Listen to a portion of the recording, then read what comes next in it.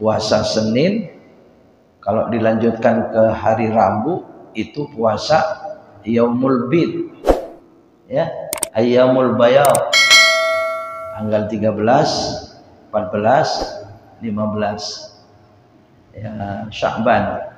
Ya Rabbi bil Mustafa balligh maqasidana. Bismillahirrahmanirrahim. Assalamualaikum warahmatullahi taala wabarakatuh.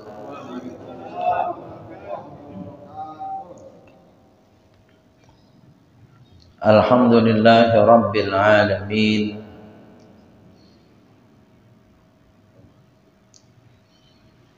الذي وفق العالمين العاملين لطاعته فوجدوا سعيهم مشكورا.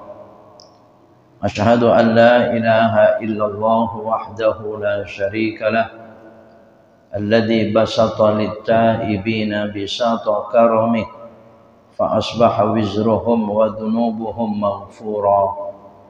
وأشهد أن حبيبنا ونبينا محمدا عبده ورسوله أرسله الله تعالى كافة للعالمين بشيرا ونذيرا. اللهم صل وسلم وبارك على حبيبنا ونبينا محمد وعلى آله وأصحابه وسلم تسليما كثيرا.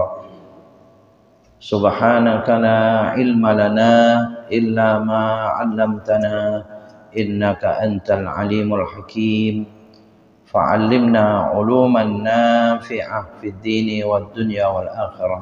أما بعد. Hadratal kurama wal fudala, para alim ulama, para asatidah, para ustadzat, para muallimin mudarrisin,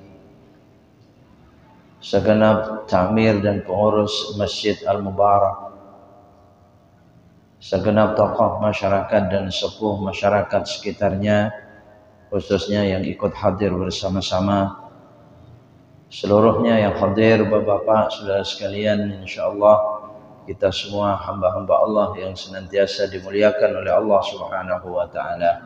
Amin, Allahumma amin. Kita bersyukur kepada Allah atas rahmat nikmatnya dengan hidayah inayahnya. Kita senantiasa mensyukuri segala anugerahnya. Syukur kita dibuktikan dengan segala ketaatan dan kesalehan kita. Terbukti pada pagi hari ini, saat ini, di tempat ini, kita semua mensyukuri nikmat sehat dan sempat kita, yang kata Nabi banyak orang terpedaya dengan dua nikmat itu. Alhamdulillah kita bersyukur kita selamat. Kita semua mensyukurinya dengan sebaik-baiknya. Taqabbalallah, semoga diterima oleh Allah Subhanahu wa taala. Amin, Allahumma amin. Bapak-bapak, saudara sekalian,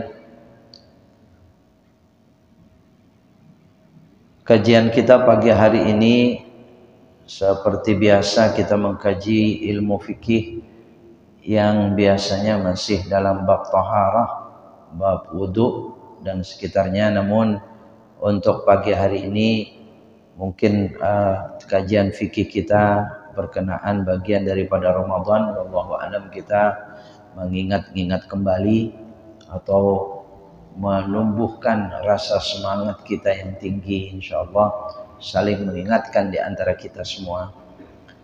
Namun sebelumnya juga Bapak Saudara sekalian, teringat kita ini berada di bulan Sya'ban yang hampir pertengahan Sya'ban ya. Memang kalender itu ada yang berbeda, ada yang tanggal 12, sekarang ini ada yang 13.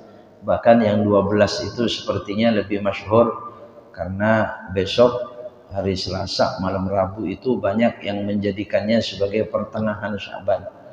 Ya, pertengahan Sya'ban tanggal 7 Maret.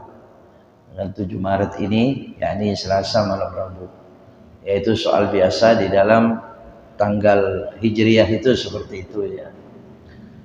Bapak-bapak saudara sekalian, kalau kita teringat dengan bulan Sya'ban, maka kita sangat bersyukur kepada Allah Subhanahu wa taala kembali kita berada di bulan yang dicontohkan oleh Nabi, bahwa Nabi sangat meningkatkan ibadahnya.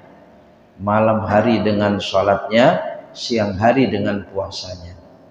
Puasa siang harinya itu dikatakan anna Rasulullah sallallahu alaihi wasallam yasumu sya'bana wa la yuftiru fihi illa atau wa la yuftiru minhu illa qalila.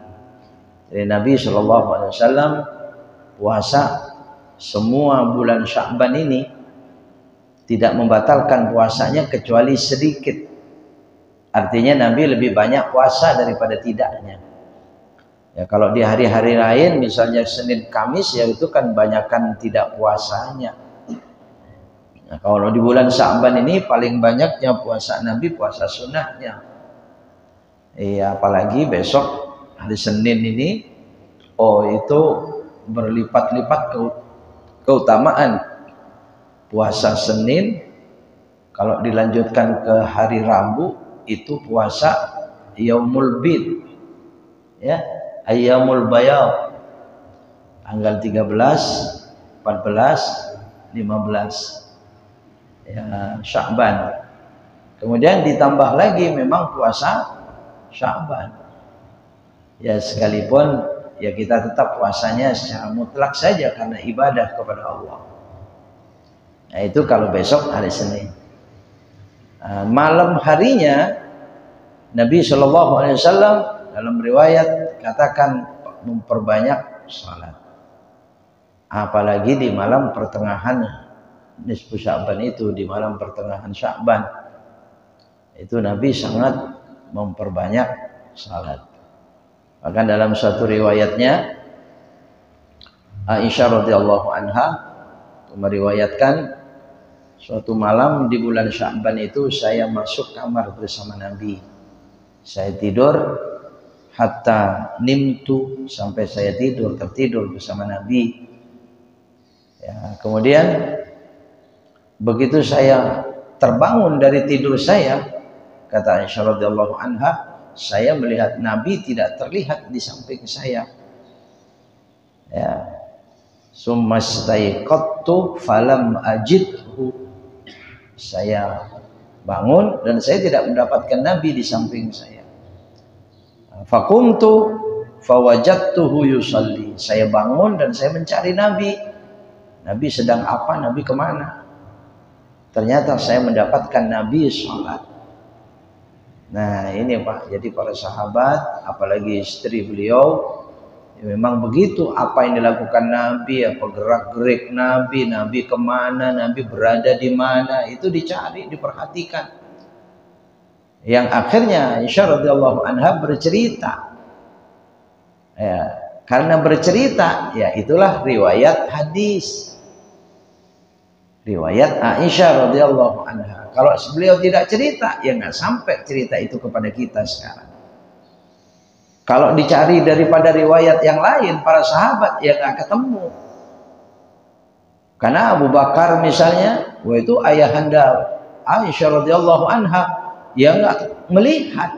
Yang melihat itu cuma istrinya. Kenapa? Karena yang dilakukan Nabi, sholatnya memperbanyak di malam nisfu Sya'ban itu di dalam kamarnya. Iya, di dalam kamar Nabi dilihat oleh Aisyah radhiyallahu anha. Ya sehingga Abu Bakar, Umar, Utsman, Ali, sahabat-sahabat Khulafaur Rasyidin, ya nggak ada Pak.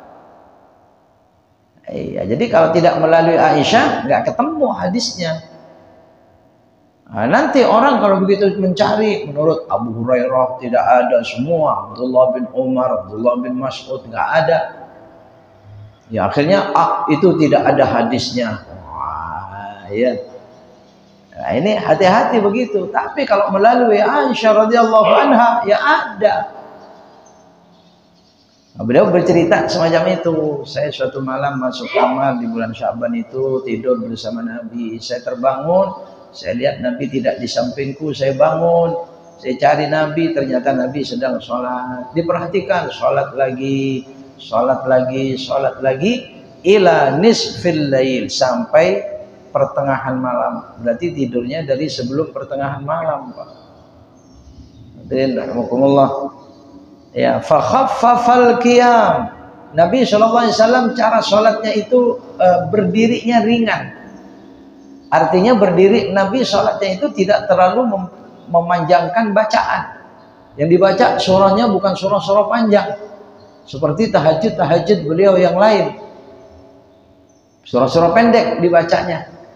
Tapi memperbanyak sholatnya. Tentu tetap dengan bacaan yang baik, tapi yang dibaca bukan surah panjang. Ya, thumma raka'a wa sajada fatawwala sujudahu. Nabi ruku dan Nabi sujud, dan Nabi memanjangkan sujudnya. Lama maksudnya ya. Nabi melamakan sujudnya. Kalau berdirinya nggak terlalu panjang, nggak terlalu lama. Tapi sujudnya malah yang lama. Hadirin rahimakumullah. Nah, itu diperhatikan oleh Aisyah radhiyallahu anha sampai Nabi lewat dari pertengahan malam masih terus. Sampai menjelang terbitnya fajar subuh, hatta kadal fajar. Sampai mendekati terbitnya fajar subuh, Nabi masih sholat, dan disitulah sujud terakhir Nabi itu sangat panjang, sangat lama. Sampai-sampai Aisyah mengatakan, fadhanantu annahu qad qubida. Saya mengira jangan-jangan Nabi sudah wafat pada saat sujudnya. Ini sering disampaikan cerita ini yang menjelang nisfu Sya'ban ini, Pak. Saya teringat tahun dulu sudah saya ceritakan ini ya. Alhamdulillah. Ya, perhatikan oleh Aisyah radhiyallahu anha. Karena selama sujudnya yaitu dia mengira Nabi jangan-jangan wafat pada saat sujud. Akhirnya karena khawatir dideketin sama Aisyah radhiyallahu anha, dipeganglah kedua kaki Nabi. Fa wada'tu yadayya ala qadamaihi. Saya meletakkan kedua tanganku di atas kedua kaki Nabi, di tumitnya Nabi, dipegang. Ya tentu pegangan yang tidak membatalkan wudu dan tidak membatalkan salat. Nah pada saat itu fataharraka, Nabi menggerakkan kedua kakinya. Senanglah Aisyah radhiyallahu anha merasa bahwa Nabi memang belum wafat. Mana dikiranya wafat, Pak. Senang ya, ternyata Nabi menggerakkannya. Tentu Nabi memang tahu. Nabi ini tahu dia kekhawatiran Aisyah radhiyallahu anha itu tahu. Ya, kan Nabi berbuat semacam itu, menggerakkan kedua kakinya. Dan pada saat digerakkan kedua kakinya itulah Nabi SAW bacaan sujudnya dikeraskan, didengar oleh Aisyah radhiyallahu anha, dihafal. Sampailah kepada kita sekarang. Nah, itu agak panjang. Sajadalaka sawadi wa amana bika fuadi. Hadhihi yadayil lati janaitu biha ala nafsi faghfir li adz-dzanbal 'adzim fa innahu la yaghfiru adz-dzanbal 'adzim illa rabbul 'adzim a'udzu biridhaka min sakhatika wa bi mu'afatika min 'uqubatik wa bika wa minka la uhsi thana'an 'alaik anta kama athnaita 'ala nafsik. Ini yang diulang-ulang bacaan Nabi di dalam sujudnya, makanya panjang. Ya, sampai dikira jangan-jangan Nabi wafat itu ya. Ya Pak, ya sekalipun ini kalau kita udah hafal silakan dipakai, bukan hanya sholat sunnah di malam nisfu Sya'ban saja, tidak. Ya, kapanpun sujud boleh Pak. Ya tapi kalau hafal ya, kalau hafal bisa dibaca di sujud Pak. Mungkin sebelum biasa membaca di sujud pakai doa dulu kali ya. Ya sajadalah kasawadi wa dihafalin. Ya karena kalau orang sholat pada saat berdiri atau duduk itu kan bisa baca Pak. Di depannya ada tulisan, ya kan, bisa baca duduk atau berdiri. Kalau sujud bagaimana baca? Walaupun ditulis misalnya bagaimana bacanya? Apa sujudnya masa ngangkat begitu ya, nggak mungkin ya. Ya, jadi nggak bisa baca kalau ini dihafalkan. Dan ini bukan sholat di malam nisfu Sya'ban saja. Nah, kemudian memperbanyak sholat di malam nisfu Sya'ban itu adalah sholat mutlak. Sholli sunatan rakaataini lillahi ta'ala. Begitu saja. Atau mungkin tahajudnya saja diperbanyak. Sholli sunatan tahajud, atau apalagi witirnya jangan ditinggal. Semua malam ya ada sangat cacat, sangat hina di malam itu kalau kita meninggalkan sholat witir. Jangan sampai dari semua sholat malam yang sangat penting, sangat dianjurkan adalah sholat witir. Ya Pak. Nah itu bacaan Nabi. Insyaallah ini sepertinya saya di HP ini ada, mungkin nanti bisa dikirim Bapak barangkali ya. Mungkin insyaallah bisa di ya. Itu bacaan Nabi yang maknanya luar biasa, munajat Nabi kepada Allah. Sajadalaka sawadi, hitam kepalaku sedang sujud kepada Engkau ya Allah. Wa amana bika fuadi, hati ini menerima Engkau ya Allah. Hati ini beriman kepada Engkau ya Allah. Hadihi yadayallati janaitu biha ala nafsi, namun ini kedua tanganku ya Allah yang sering berbuat jahat menyiksa diriku sendiri ya Allah. Ya, janaitu itu jahat, sering jahat menyiksa diri kita, dan kenyataannya memang begitu Pak. Cuman hadis Nabi itu menggunakan kata-kata yadayya, kedua tangan, padahal tidak kedua tangan saja yang suka menyiksa diri ini, ya mata kita kadang-kadang melanggar, menyiksa diri kita, dia jahat sama kita, betul? Iya, ada lisan kita, telinga, perut, tangan, kaki. Apalagi kehormatan kita itu kadang-kadang ya hilang, kekuatan kita, lemah kita, akhirnya berbuat jahat dia. Kepada siapa? Kepada diri kita sendiri. Nah, jinayah itu artinya kejahatan. Janaitu itu artinya berbuat jahat. Iya, lihat kita Pak. Ya, mata kita kadang-kadang bersalah, berdosa, itu sudah nyiksa diri kita. Nah, kenapa Nabi SAW kok menggunakan kalimat yadayya? Iya, yadun, tangan, yadayya, kedua tangan itu memang lebih luas maknanya. Ya, orang kadang-kadang tangan itu dijadikan bahasa, ya di tanganku, apa itu? Urusan itu di tangan saya. Maksudnya apa itu? Bukan di tangan-tangan ini, kekuasaan. Betul.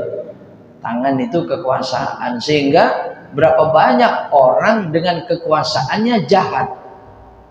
Akhirnya menyiksa dirinya dengan kekuasaannya itu.